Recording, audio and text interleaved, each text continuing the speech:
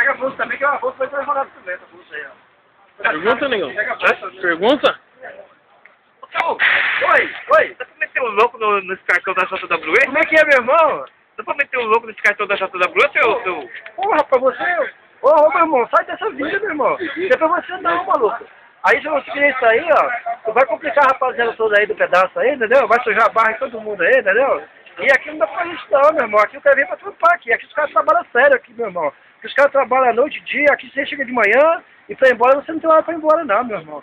Agora é o seguinte, você não corintiano como você é. Você vem lá da Zona Leste, meu, aplicar um 7-1 aqui na WE, na Mercúrio TNT aqui, meu irmão. Você que chegou aqui, quando você chegou aqui, você era um cara mais honesto, meu irmão. Chegou na maciota.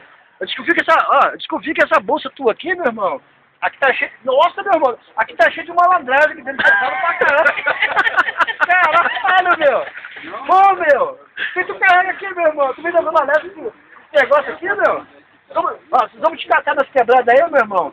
Você vai ter que explicar muito isso aí. Tá? Não, mas o Sugo, ele sabe que ele é corintiano, com a malandragem corintiana e com o boné dos Bambi? Que negócio é esse aí?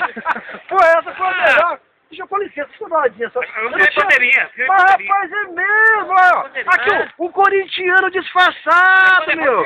Pô, o cara não assume. É bandeirinha? Você é bandeirinha? Ó, rapaz, virou a casaca. Ó, mano. O Santos também. A torcida do Santos também? Ô, mano, mas cuidado aí. Cuidado que se os caras da Gavião te pegar nas quebradas aí, ó, vai te arregaçar, tá, meu? Vai arregaçar você com esse boné dos bambos na cabeça aí, meu. Agora, senhor, só uma coisa, senhor. Sabe que eu fui tão caçada aqui na sua, sabe? Porque quando eu entrei aqui só tem canalha.